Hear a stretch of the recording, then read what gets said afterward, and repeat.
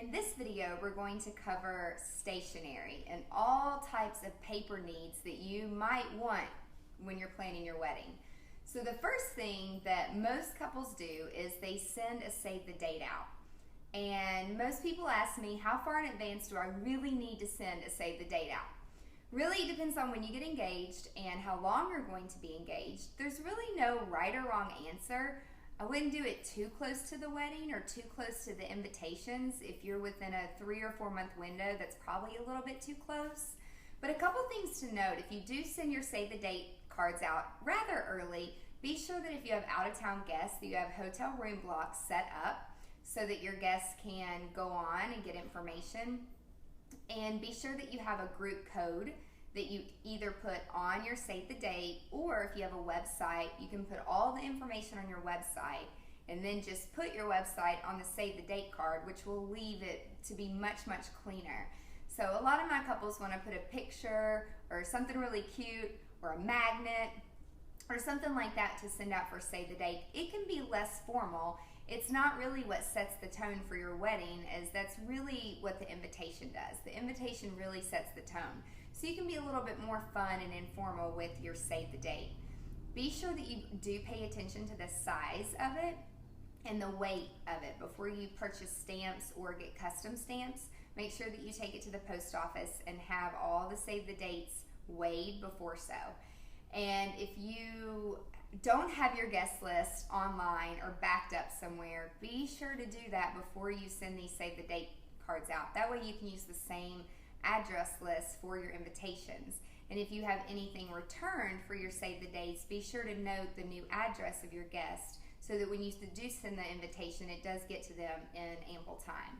So after you send the save the date cards out and you have your hotel room block set up, if you need that, also think about transportation.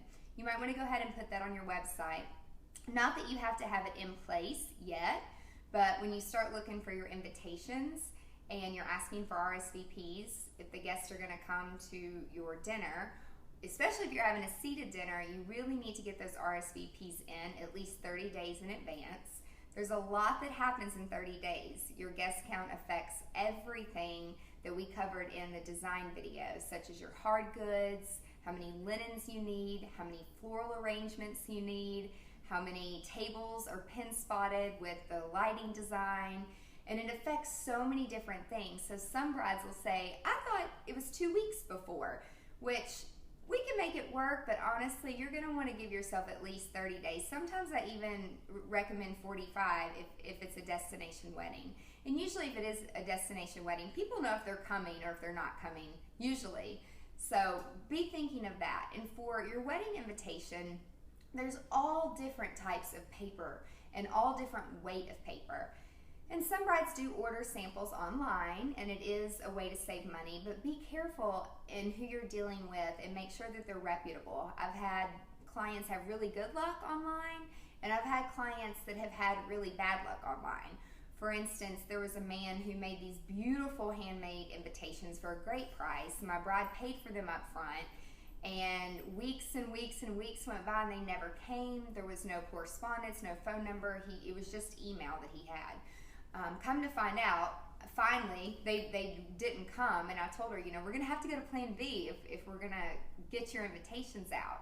So she had to pay for another set of invitations, and come to find out, he had had a heart attack and had been in the hospital for over a month and wasn't able to fulfill any of those brides' orders. So he did refund the money, which was the right thing to do, but think of all the stress that she was going through and I was going through. I mean, I always have a backup plan, and we have people locally that can quickly put something together, but it wasn't exactly what she wanted. So be careful when you're shopping online and make sure that you know who you're getting it from. And also look at the size and look at the weight and all the pieces that come with the invitation. So not only do you have the invitation, you usually have some type of enclosure card that states where the reception is going to be, and then also you have your RSVP card. I do have some people that do postcards, which cut down a little bit on the postage, and don't forget to put that stamp on that envelope. I do also have people that RSVP online, which, hey, we're coming into a new era, and there's nothing wrong with that. It's a great way to save money, and it actually tallies it for you. So it's a little bit of a time saver for the bride or for the planner, whomever is counting the RSVPs. And then if they have to RSVP for an entree choice, it again does it for you when you do it online. So there's pros and cons to both of those things. One example of a type of paper for your invitation, a calligrapher actually did this.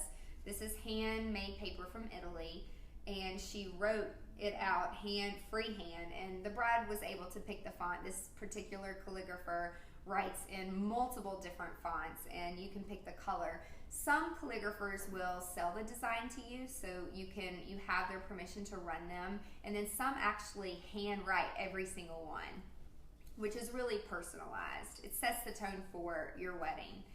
And these are enclosures. So this is the reception card. It is at a separate location, so it lets the guests know what time and where to be. And then if you're going to provide valet parking or transportation, be sure to put that somewhere on the invitation or on your website. And you can go as far as to even offer them to RSVP so that you know how many buses to get for your budget. And then we always say, please respond by, and usually it's 30 days before. This couple actually decided to do it all online, so they saved the cost of the additional envelope as well as the cost of the additional stamp. And be sure before you order custom stamps that you take your full assembled invitation to the post office and have them weigh it several times to make sure that you have the right amount of postage. The last thing that you want to do is order stamps and then you don't have enough stamps, or you have to gaudy it up because you have to get 2 or 3 stamps to put it on there. Another thing to consider, if you are assembling the invitations yourself, and if you have some type of a belly band or something holding it together, pay attention to the type of weather and where you live and the type of adhesive that you're using.